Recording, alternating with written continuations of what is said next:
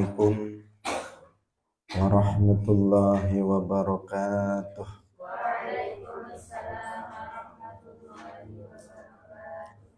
Alhamdulillahi rabbil alamin. Lahun ni'matu wa lahul fadlu wa lahul thana'ul hasan. Wassalawatullahil barrir rahim wal malaikatil muqarrabin ala sayyidina wa maulana Muhammadin wa ala alihi wa ashabihi tayyibin tahirin. Allahumma la sahla illa ma ja'altahu sahla wa anta taj'alul hazna idza syi'ta sahla. Allahumma arzuqna al-ikhlasa fin niyyati wal qawli wal amal wa ba'du.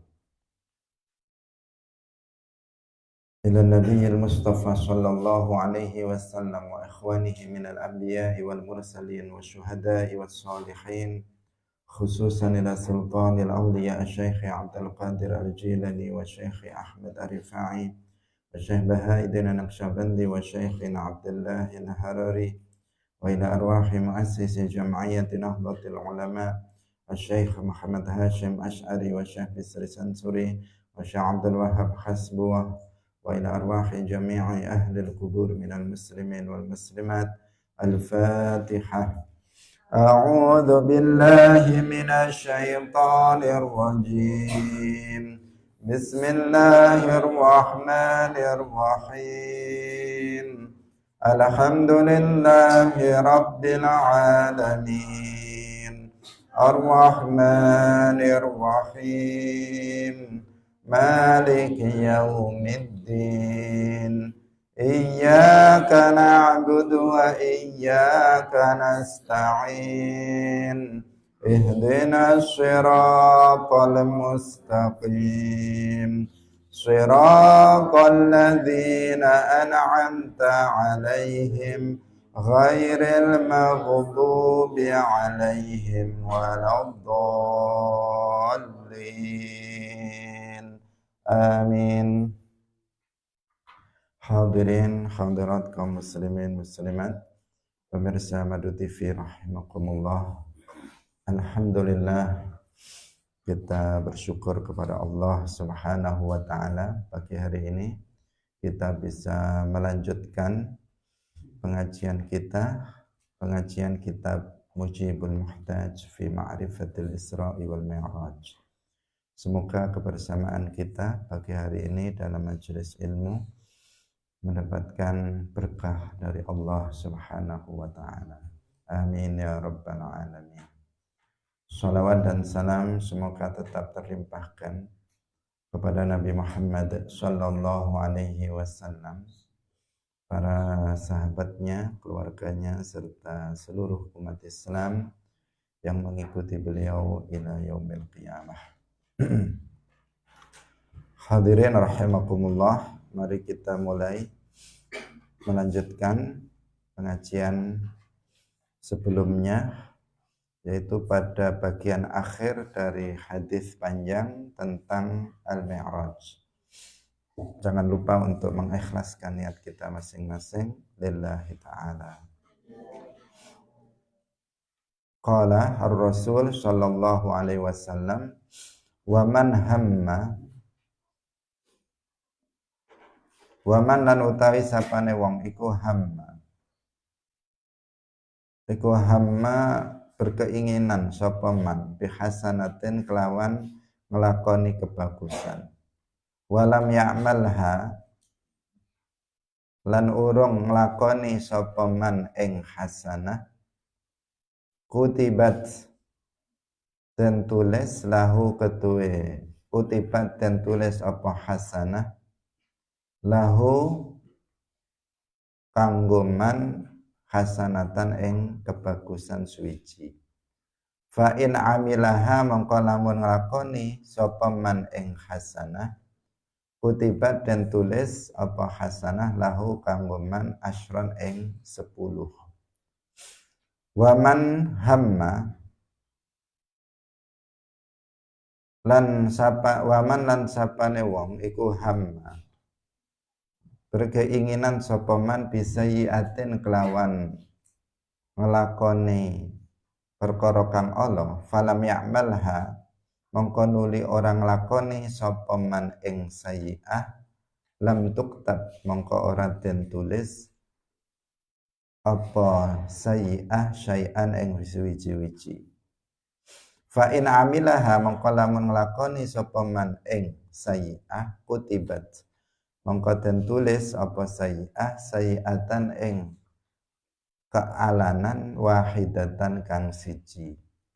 Qala dawuh sapa Kanjeng Nabi fanazaltu nuli tumurun sapa ingsun hatan tahaitu sehingga wis hatan tahaitu ila Musa hatan tahaitu sehingga tumeka sapa ingsun atau katok sapa ingsun ila Musa maring Nabi Musa sallallahu alaihi wasallam fa akhbartuhu nuli aweh kabar sapa ingsun ing Musa faqala nuli dawuh sapa Musa irji ila rabbika fas'alhu takhfif irji baliya sapa sira ila rabbika maring panggonan munajat sira maring pangeran sira fas'alhu nuli njaluka sapa sira ing rabbika at-takhfifa ing keringanan.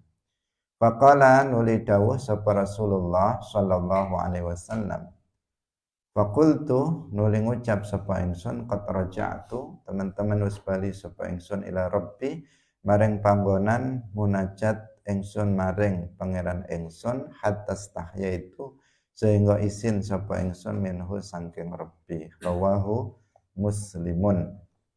Hadirin rahimakumullah, telah diceritakan dalam hadis yang sama sebelumnya bahwa Rasulullah Shallallahu Alaihi Wasallam itu mendengar kalam Allah dan diantara yang beliau pahami ketika itu adalah kewajiban melaksanakan sholat.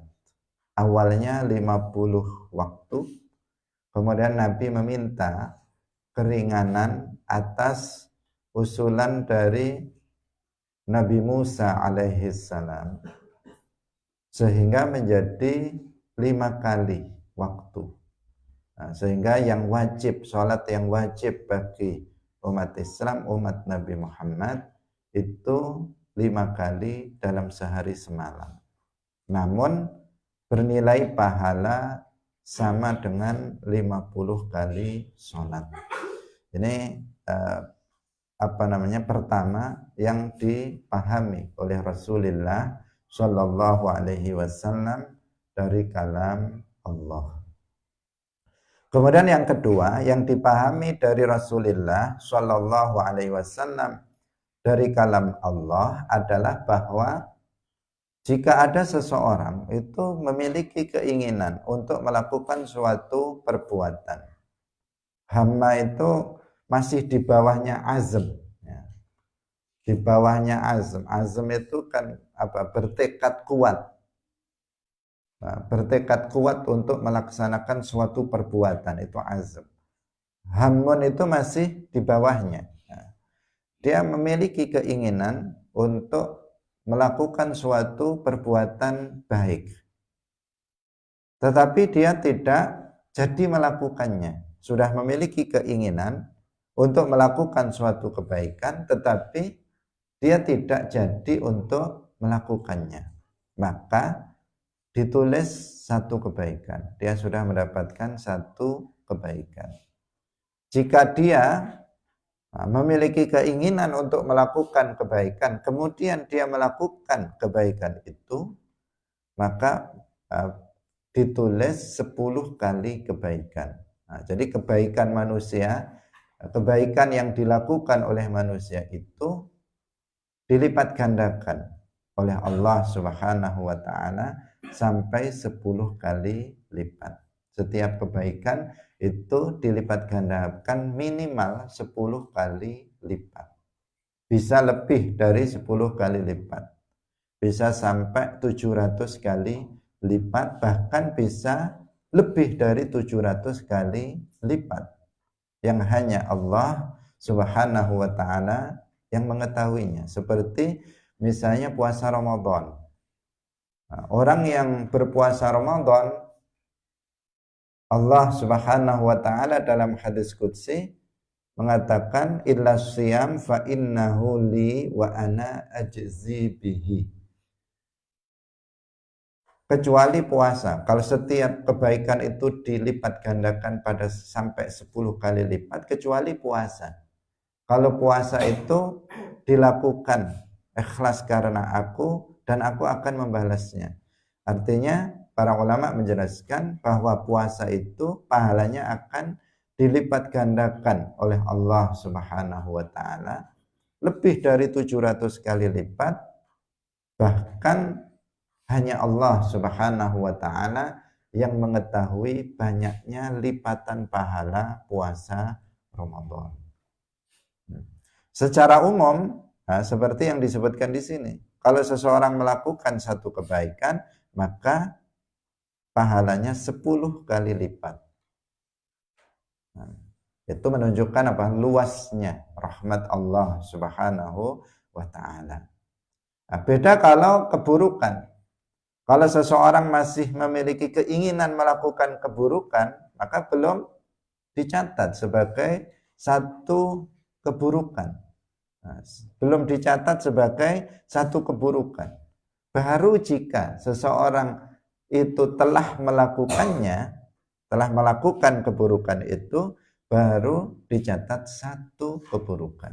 Jadi jika melakukan keburukan itu tidak dilipat gandakan keburukannya, satu ya dinilai satu.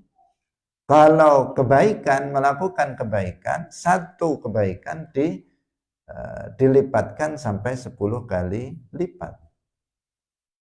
Masih berkeinginan melakukan kebaikan sudah dicatat satu. Sedangkan masih berkeinginan keburukan itu belum dicatat apa-apa. Belum dicatat sebagai keburukan. Nah, ini menunjukkan apa? Luasnya rahmat Allah Subhanahu wa taala. Mazahiru rahmatillah, penampakan dari rahmat Allah Subhanahu wa taala itu jauh lebih banyak dan jauh lebih besar dibandingkan dengan mazahiru ghadabillah, dibandingkan dengan penampakan dari murka Allah Subhanahu wa taala. Jumlah para malaikat jauh lebih banyak, yang itu menunjukkan rahmat Allah jauh lebih banyak dibandingkan dengan jumlah syaitan misalnya. Jumlah luasnya surga itu jauh lebih luas dibandingkan dengan luasnya neraka, yang menunjukkan bahwa rahmat Allah itu lebih luas dibandingkan dengan rahmat dibandingkan dengan ghadab murka Allah Subhanahu wa taala. Di antaranya bentuknya ini. Kebaikan yang dilakukan oleh manusia dilipat gandakan oleh Allah Subhanahu wa taala. Sehingga dikatakan manusia nanti, orang-orang mukmin masuk ke dalam surga itu dengan rahmat Allah Subhanahu wa taala. Karena jika dengan amal yang dilakukannya tanpa amal itu dilipat gandakan pahalanya oleh Allah, maka tidak layak, belum layak bagi manusia itu untuk masuk ke dalam surga yang abadi. Kalau seseorang misalnya satu kebaikannya dinilai dengan satu kebaikan, misalnya umur dia 60 tahun, dikalikan, misalnya dia melakukan kebaikan berapa? Dalam satu hari, misalnya dia melakukan 10 kali kebaikan. Kalikan 60 tahun, itu masih belum cukup untuk abadi, menikmati kenikmatan yang abadi di dalam surga yang selama-lamanya. Tetapi dengan lipatan pahala yang begitu luar biasa diberikan atas setiap kebaikan yang kita lakukan, maka menjadi seseorang itu layak untuk masuk ke dalam surga karena apa? Rahmat dari Allah Subhanahu wa taala tersebut. Hadirin rahimakumullah. Ini masalah kedua yang dipahami oleh Rasulullah Shallallahu Alaihi Wasallam. Nah, dalam riwayat yang lain, permasalahan ketiga yang juga dipahami oleh Nabi, yaitu bahwa sebagian orang mukmin pelaku dosa besar mati dalam keadaan belum bertaubat, itu ada yang diampuni dosanya oleh Allah Subhanahu wa taala sehingga dia bisa masuk ke dalam surga secara langsung. Jadi ada sebagian orang mukmin pelaku dosa besar mati belum bertaubat, itu diampuni oleh Allah Subhanahu wa taala. Ini juga menunjukkan apa? Luasnya rahmat Allah. Jadi dia mukmin fasik, ahlul kabair.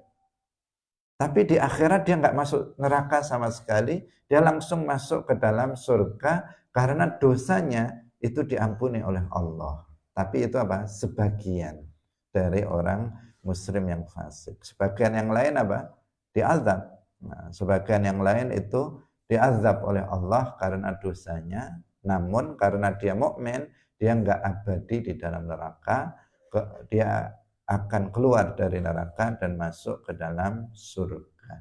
Itu sesuai dengan firman Allah Subhanahu wa taala, "Innallaha la yaghfiru an yushraka bihi wa yaghfiru ma duna dzalika liman yasha." Dan Allah mengampuni dosa di bawah syirik bagi orang yang Allah kehendaki. Ada orang yang Allah kehendaki itu diampuni dosanya oleh Allah Subhanahu wa taala meskipun dia mati belum bertaubat. Kalau mati sudah bertaubat sudah jelas akan diampuni oleh Allah Subhanahu wa taala. Selama taubatnya itu adalah taubatan nasuha, taubat yang benar-benar bertaubat dengan memenuhi syarat-syarat dari taubat. Nah, setelah itu Nabi turun lagi memberitahukan kepada Nabi Musa alaihissalam tentang apa yang telah beliau dapatkan, bahwa sholatnya sudah diringankan sampai 5 kali sholat, dan kemudian Nabi Musa alaihissalam tetap mengusulkan kepada Nabi agar meminta keringanan lagi. 5 kali sudah diminta lagi oleh Nabi Musa untuk minta keringanan agar dikurangi dari 5 kali dalam sehari semalam. Tapi Nabi kemudian mengatakan, qad raja'tu ila rabbi hatta stahyaitu minhu. Saya sudah malu untuk minta keringanan lagi. Dari 50 sudah jadi 5, sudah begitu sudah dilipatkan lagi kali 10 sehingga nilainya 50 kali sholatan meski yang dilakukan itu 5. Maka istahyaitu minhu. Rawahu Muslim. Hadis ini hadis yang hadis sahih ya, diriwayatkan oleh Imam Muslim. Al-Hafidh Al-Haythami mengatakan bahwa para perawinya itu adalah para perawi sahih. Dan Al-Iraqi mengatakan bahwa sanad dari hadis ini itu jayyid. Kita lanjutkan. Wa fi hadzal hadisi dalilun. Wa fi hadzal hadisi lan iku ing dalam hadis iki dalilun utawi dalil. Li ahlil haqqi ketuwe ahlil haq, tegese ahli sunnati wal jamaati al asy'ariyati wal maturidiyati ala anna nabiyya ing atase sak temene Kanjeng Nabi sallallahu alaihi wasallam wal waliyah lan wali lahu iku ketuwe nabi wal wali tasarrufun utawi tasarruf tindakan ba'da wafatihi ing dalem sawise wafate an nabi wal wali wa yanfa'ulan aweh manfaat sapa nabi wal wali biiznillahi kelawan izine Allah. Kama nafa'a kaya oleh aweh nak manfaat sapa sayyiduna Musa, sapa sayyiduna Gusti kita rupane Musa, Nabi Musa, ummata Muhammadin ing ummate Muhammad sallallahu alaihi wasallam. Naf'an kelawan aweh manfaat aziman kang agung.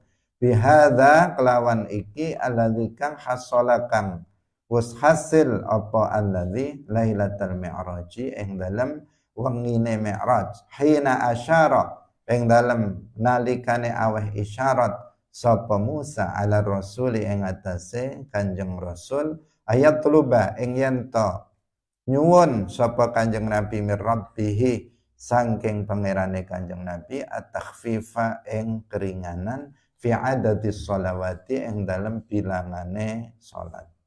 Wa hadza lan utawi iki iku raddun bantahan alal wahabiyyati ing atase kelompok wahabiyah. Musyabbihatil asri rupane kelompok musyabbihae mongso iki annafina kang padha nafaaken annaf'a ing aweh manfaat amman sangking wong mata kang wis mati sapa man. Bal wa ya'tabiruna balik lan nganggep sapa wahabiyah min man uta ing man tawassala bil anbiya man ing utawi sapane wong iku tawassala tawassul sapa man bil anbiya'i kelawan para nabi wal auliya'i lan para wali iku musyrikan musyrikan ing nganggep musyrikan ing wong kang musyrik wal iyadzu billah. Kaifa halih kaya apa wa qad qala lan teman-teman wis dawuh sapa Rasulullah sallallahu alaihi wasallam hayati khairul lakum tuhdisuna wa yuhdatsu lakum wa wafati khairul lakum tu'radu alayya a'malukum fama wajadtu min khairin hamidtullaha wa ma wajadtu ghaira dzalika istaghfartu lakum rawahul bazzaru fi musnadihi. Fahadal hadisu mongko utawi hadis iki iku dalilun dalil ala anna nabiyya ing atase Kanjeng Nabi ing atase sak temene Kanjeng Nabi sallallahu alaihi wasallam iku yanfa'u aweh manfaat sapa Kanjeng Nabi fi hayatihi ing dalem mangsa sugenge Kanjeng Nabi wa ba'da mautihi lan ing dalem sause sedone Kanjeng Nabi. Wa dzalika lan utahi mangkono iku li annahu krana sak temene Kanjeng Nabi iku yastaghfiru nyuwun pengampunan sapa Kanjeng Nabi Allah ing Allah ba'da mautihi ing dalem sause sedone Kanjeng Nabi li ummatihi kanggo umat Kanjeng Nabi idza wajadah tatkalane nemu syarran ing perkara kang ala fa'aluhu kang padha nglakoni sapa umat ing syarran. Hadirin rahimakumullah. Ada memang dalam peristiwa Al-Isra wal Mi'raj itu dalil-dalil ahli sunnah wal jamaah. Kemarin kita sebutkan salah satunya ketika kita menceritakan tentang Al-Isra, di mana Nabi itu turun di tempat-tempat yang mubarakah untuk melaksanakan sholat di situ yang menunjukkan itu dalil tentang bolehnya tabarruk. Nah, sekarang dalam peristiwa Mi'raj itu ada dalil tawassul di situ. Ada dalil tawassul dengan nabi atau wali. Yaitu peristiwa yang tadi telah kita ceritakan. Kita tahu bahwa Nabi Musa alaihissalam ketika Nabi Mi'raj itu beliau sudah wafat. Beliau sudah wafat. Tetapi Nabi Musa alaihissalam itu masih memberikan manfaat untuk umat Nabi Muhammad, manfaat yang sangat agung. Yaitu apa? Jasa beliau untuk memberikan isyarah kepada Nabi Muhammad agar beliau meminta keringanan kepada Allah yang asalnya diwajibkan sholat 50 kali dalam sehari semalam, kemudian karena isyarah dari Nabi Musa ini dan dilakukan oleh Nabi kita, maka sholat yang wajib bagi umat Islam itu hanya menjadi 5 saja, tetapi bernilai 50 kali sholat. Itu manfaat atau bukan? Manfaat. Manfaat yang kecil atau manfaat yang besar? Manfaat yang sangat besar sekali. Kita tidak bisa membayangkan seandainya Nabi Musa alaihissalam ketika itu tidak memberikan isyarat kepada Nabi untuk meminta keringanan kepada Allah atas kewajiban sholat itu, maka pastilah kita sekarang ini wajib melaksanakan sholat sehari semalam 50 kali. Kira-kira mampu nggak kita melaksanakan sholat 50 kali dalam sehari semalam? Kita bayangkan seandainya Nabi Musa alaihissalam tidak memberikan usulan kepada Nabi, isyarat kepada Nabi agar meminta keringanan. Pastilah kita sekarang ini diwajibkan sholat 50 kali sehari semalam. Dan pastilah kita akan keteteran dalam melaksanakan sholat. Pastilah banyak sholat yang akan kita yang kita tinggalkan. Sholat yang kemudian tidak kita kerjakan. 5 kali dalam sehari semalam saja kadang terlambat, ada sebagian yang enggak mengerjakannya, ada sebagian yang qadhaan dan sebagainya. Itu 5 kali dalam sehari semalam. Bayangkan seandainya 50 kali kita diwajibkan untuk sholat, betapa banyak sholat yang nanti akan tertinggal oleh kita. Tapi Nabi Musa alaihissalam kemudian mengusulkan kepada Nabi agar meminta keringanan, dan beliau kemudian meminta keringanan sehingga menjadi hanya 5 kali dalam sehari semalam. Betapa beratnya seandainya 50 kali dalam sehari semalam. Tapi dengan sebab Nabi Musa alaihissalam, maka sholat yang diwajibkan kepada kita itu hanya 5 kali. Padahal Nabi Musa sudah meninggal. Tapi Nabi Musa alaihissalam masih bisa memberikan manfaat yang sangat besar untuk umat Nabi Muhammad sallallahu alaihi wasallam. Maka ini menunjukkan orang yang sudah meninggal dunia, kalau dia nabi atau wali, maka dia masih bisa memberikan manfaat untuk orang yang hidup. Karena itulah maka kita tawassul dengan nabi atau wali. Karena itu kita bertawassul. Ketika kita berdoa kepada Allah Subhanahu wa taala, kita sebut nama nabi. Kita sebut nama wali. Karena nabi dan wali itu meskipun mereka sudah wafat, mereka masih memiliki tasarruf. Tasarruf itu dia masih memiliki tindakan untuk berdoa, untuk memintakan ampunan, untuk menolong orang yang masih hidup. Mereka bisa meminta ampunan kepada Allah untuk kita. Mereka bisa berdoa kepada Allah untuk kita. Itu nabi, wali, seperti itu. Hadirin yang dirahmati oleh Allah Subhanahu wa taala, dan buktinya ini Nabi Musa alaihissalam yang sudah wafat masih memberikan manfaat yang sangat agung untuk umatnya Nabi Muhammad sallallahu alaihi wasallam. Ini sekaligus bantahan terhadap kelompok Wahabi musyabbihatu hadzal asr, kelompok musyabbihah pada masa kini, yaitu kelompok Wahabi. Yang mereka itu menafikan tawassul. Mereka mengatakan orang yang bertawassul dengan nabi atau wali, maka dia musyrik. Itu kata orang Wahabi. Dan itu terbantahkan dengan dalil yang sangat banyak.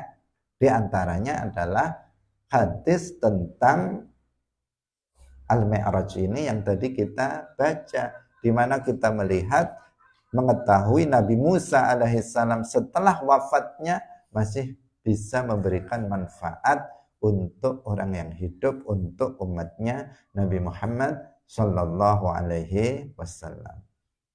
Selain ada hadis lain, di antaranya lagi hadis itu yaitu hadis Nabi, hayati khairul lakum tuhditsuna wa yuhdatsu lakum wa wafati khairul lakum tu'radu alayya a'malukum fama wajadtu min khairin hamidtullaha wa ma wajadtu ghaira dzalika istighfartu lakum. Hidupnya Nabi itu adalah kebaikan untuk kita. Wafatnya Nabi itu juga kebaikan untuk kita.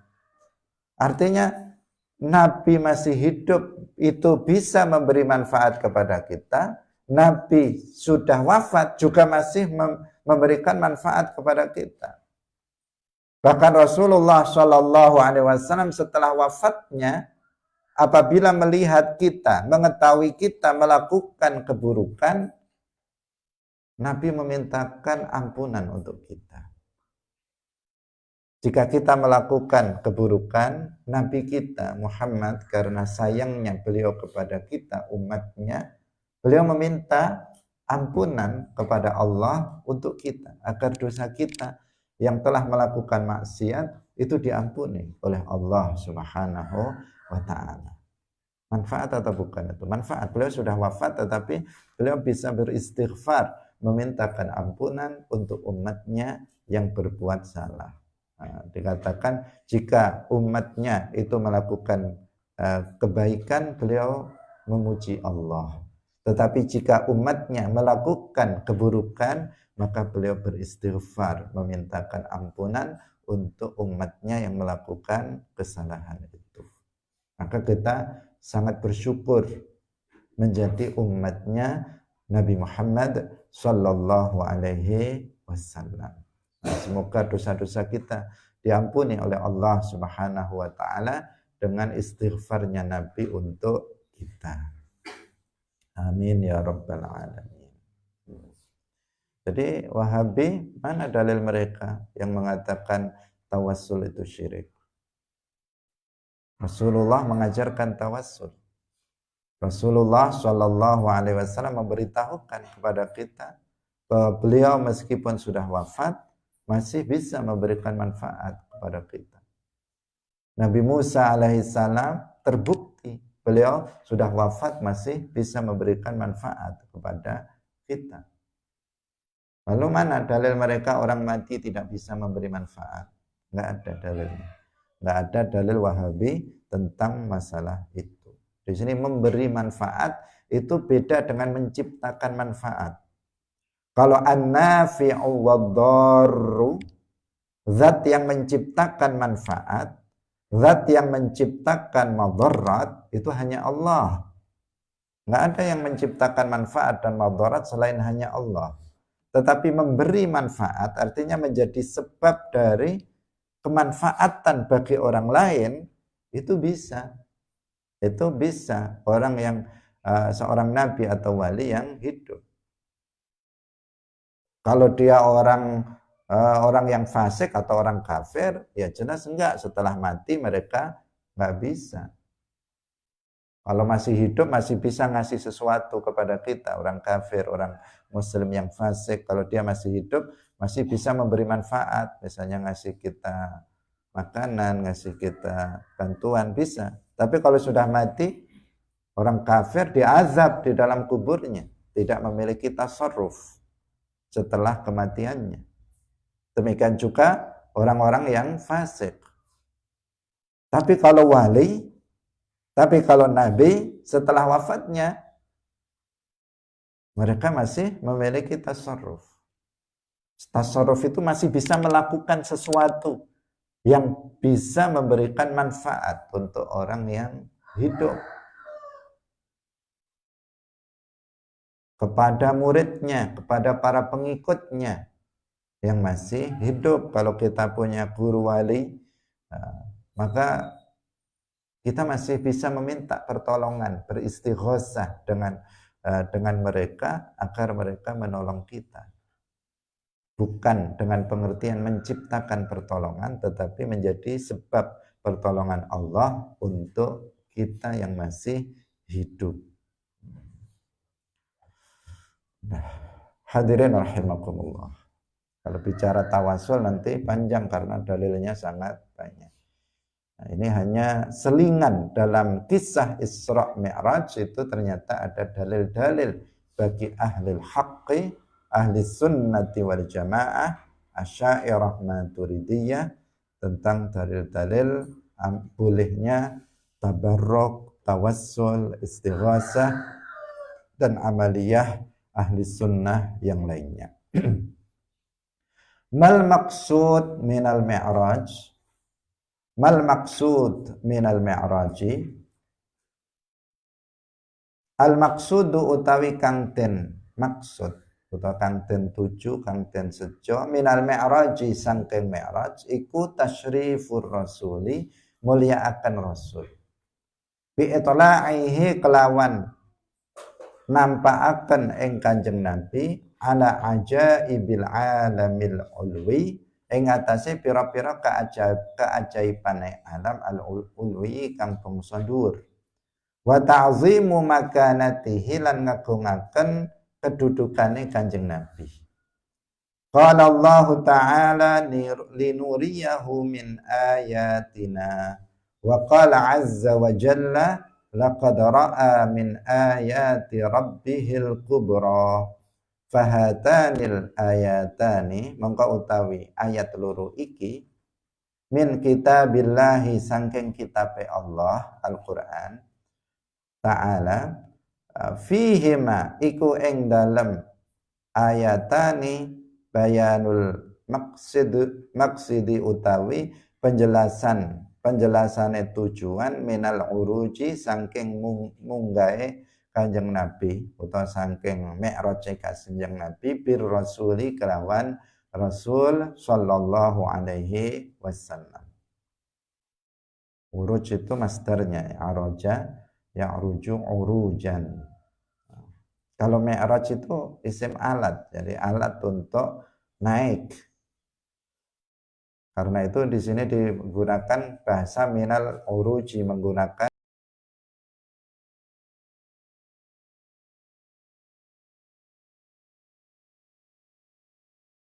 iku lilijtimai kanggo kumpul billahi kelawan Allah fi makanen ing dalam panggonan suci, fa innal ijtima'a mongko sak temene kumpul fi makanen ing dalam panggonan suci huwa yo al-ijtima' fi makan iku min sifatil ajsami, setengah sangking pira-pira sifate jisim. Wal khaliqu subhanahu lan utawi al khaliq subhanahu wa ta'ala iku khaliqul ajsami, zat kang nyiptakaken jisim. Walaisa lan ora ana sapa al khaliq iku jisman jisim subhanah. Nah, subhanah artinya maha suci sapa Allah saking jisim. Hadirin rahimakumullah. Tujuan, sekarang tujuan Mi'raj. Tujuan Mi'raj itu sama dengan tujuan Isra. Kalau tujuan Isra itu linuriyahu min ayatina, untuk memperlihatkan kepada Nabi Muhammad tanda-tanda kekuasaan Allah. Mi'raj tujuannya juga sama, untuk memperlihatkan tanda-tanda kekuasaan Allah. Bedanya, kalau Isra itu untuk memperlihatkan tanda-tanda kekuasaan Allah yang berada di alam bawah, yaitu yang ada di bumi, karena dalam perjalanan dari Makkah ke Palestina. Nah, sementara Mi'raj itu untuk memperlihatkan tanda-tanda kekuasaan Allah yang ada di alam atas, yang ada di atas langit. Ini tujuannya, dalilnya laqad ra'a min ayati rabbihil kubra. Untuk Isra dalilnya linuriyahu min ayatina, untuk kami perlihatkan kepadanya tanda-tanda kekuasaan kami. Sedangkan untuk Mi'raj dalilnya laqad ra'a min ayati rabbihil kubra. Ini dalam rentetan ayat dalam surat An-Najm yang menjelaskan tentang Mi'raj. Laqad ra'a, dan benar-benar Nabi Muhammad itu telah melihat tanda-tanda kekuasaan Tuhannya yang Al-Kubra, yang paling agung. Hadirin yang dirahmati oleh Allah Subhanahu wa taala, semuanya itu dalam rangka untuk memuliakan Rasulullah sallallahu alaihi wasallam dan untuk mengagungkan kedudukan Rasulullah sallallahu alaihi wasallam. Karena enggak ada nabi sebelumnya yang di-mi'rajkan seperti Nabi Muhammad sallallahu alaihi wasallam. Ini tujuannya. Jadi tujuannya bukan untuk berkumpul dengan Allah di suatu tempat di atas langit ketujuh, bukan.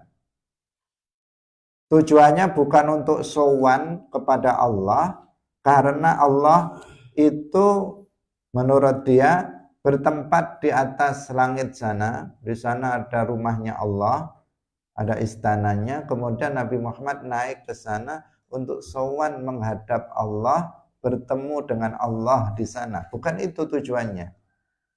Karena Allah ada tanpa tempat. Allah tidak bertempat. Sebab Allah nggak serupa dengan makhluk. Yang bertempat itu adalah makhluk. Allah nggak serupa dengan makhluk, maka Allah ada tanpa tempat.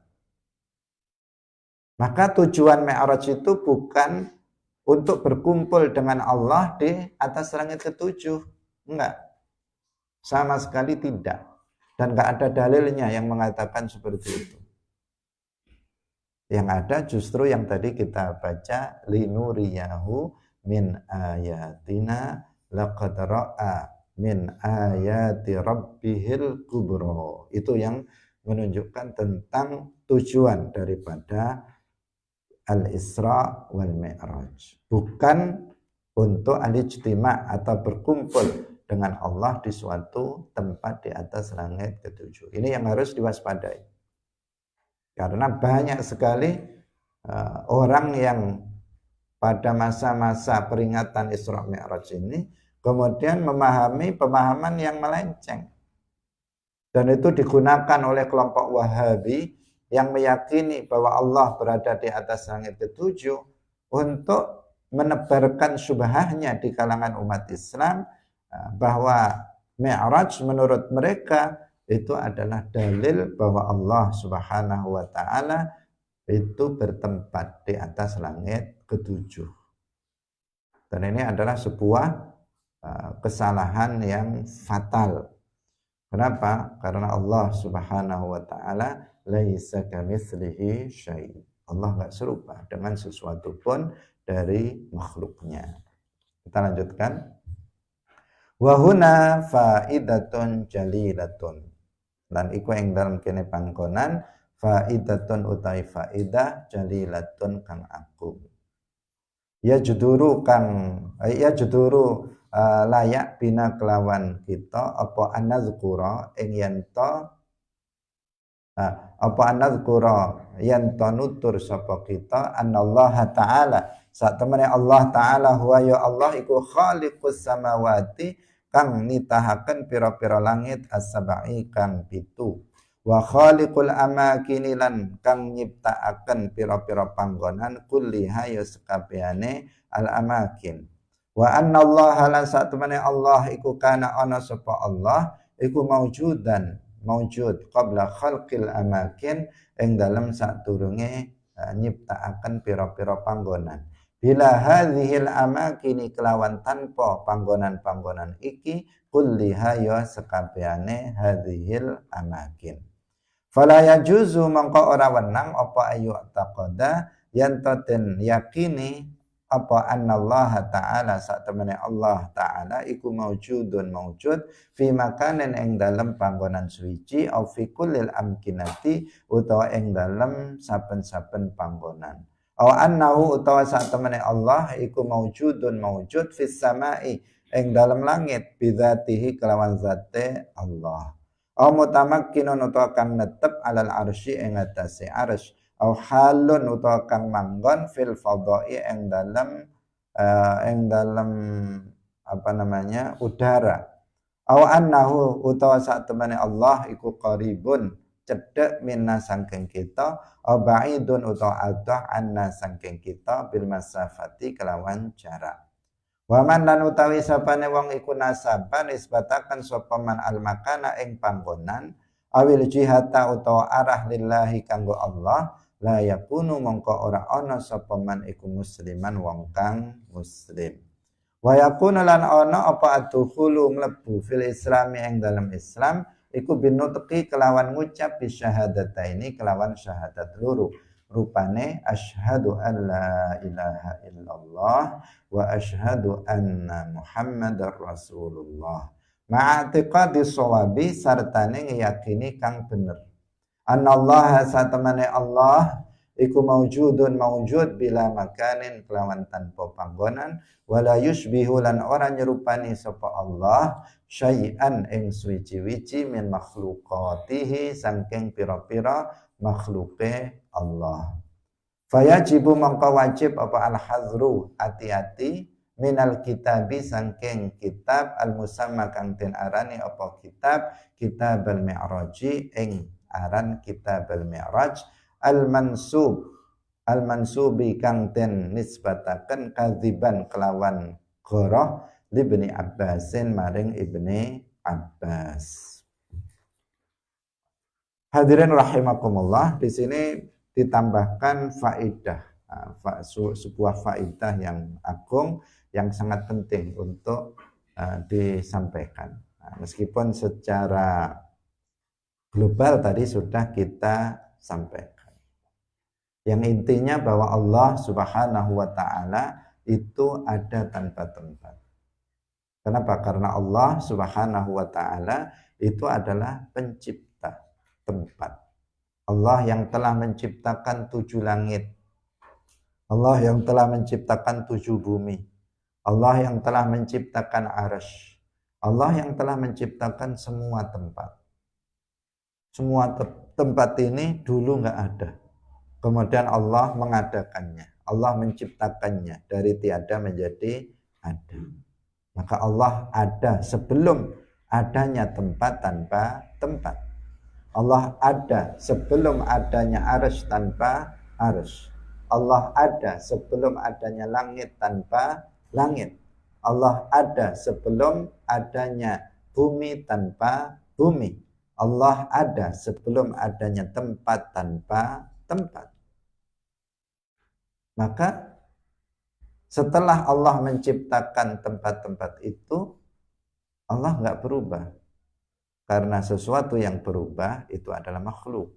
Tanda terbesar dari makhluk adalah berubah. Karena setiap yang berubah membutuhkan kepada yang lain yang merubahnya dari satu keadaan ke keadaan yang lainnya. Maka berubah itu pasti makhluk. Allah khaliq bukan makhluk.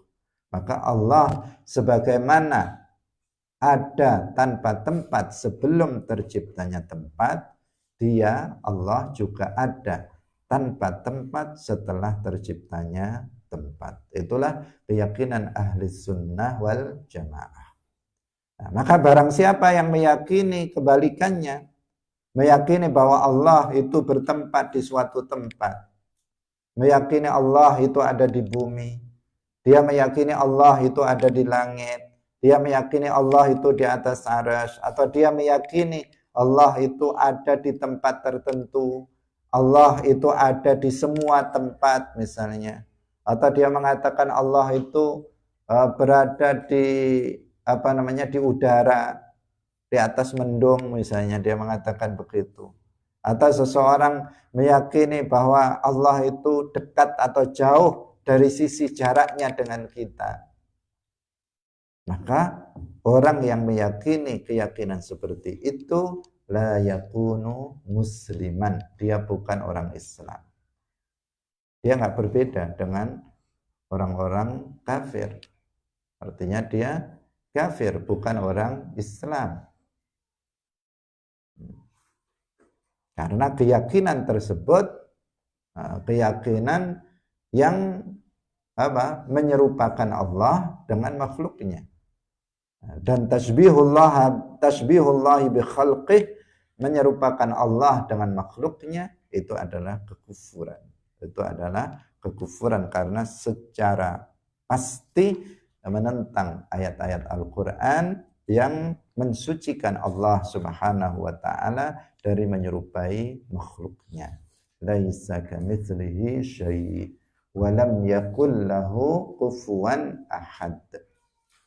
Fala tadribu lillahil amsal, dan ayat-ayat yang lainnya yang semuanya menegaskan bahwasanya Allah Subhanahu wa taala itu tidak menyerupai makhluknya. Nah, untuk masuk ke dalam agama Islam, jika seseorang itu kafir asli atau kafir murtad ingin masuk ke dalam agama Islam, maka caranya adalah dengan mengucapkan 2 kalimat syahadat dengan keyakinan yang benar.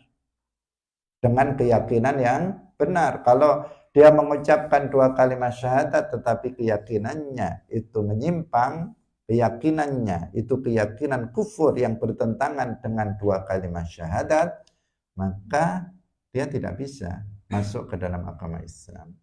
Ada seseorang dia mengucapkan 2 kalimat syahadat tetapi hatinya meyakini Allah serupa dengan makhluk, maka dia nggak bisa masuk ke dalam Islam.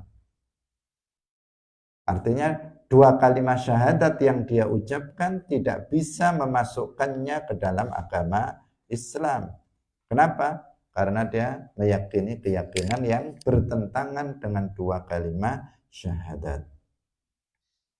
Jadi untuk dikatakan seorang muslim, dia mengucapkan 2 kalimat syahadat dengan disertai keyakinan yang benar, yang sesuai dengan akidah ahli sunnah wal jamaah. Karena itu di sini di akhir dikatakan kita wajib untuk berhati-hati terhadap suatu kitab, judulnya itu Kitabul Mi'raj, tetapi isinya itu penuh dengan penyimpangan-penyimpangan dalam akidah. Kitab ini dinisbatkan kepada Ibnu Abbas kadziban. Artinya bukan Ibnu Abbas yang mengarang kitab ini, yang menulis kitab ini, tetapi seseorang yang menulisnya kemudian dikasih nama Ibnu Abbas, karya Ibnu Abbas, padahal bukan Ibnu Abbas yang menulisnya. Nah, ini harus diwaspadai, jangan kita jadikan buku ini, kitab ini sebagai pedoman. Hadirin rahimakumullah, demikian pengajian kita pada pagi hari ini, semoga bermanfaat bagi kita semuanya. Barakallahu fikum. Wallahul muwaffiq ila aqwamit thoriq. Wassalamualaikum warahmatullahi wabarakatuh. La ilaha illallah. Allahumma salli ala sayyidina Muhammad wa ala alihi wa sahbihi wa sallim. Rabbi ghfirli wa liwalidayya wa lil mu'minina wal mu'minat.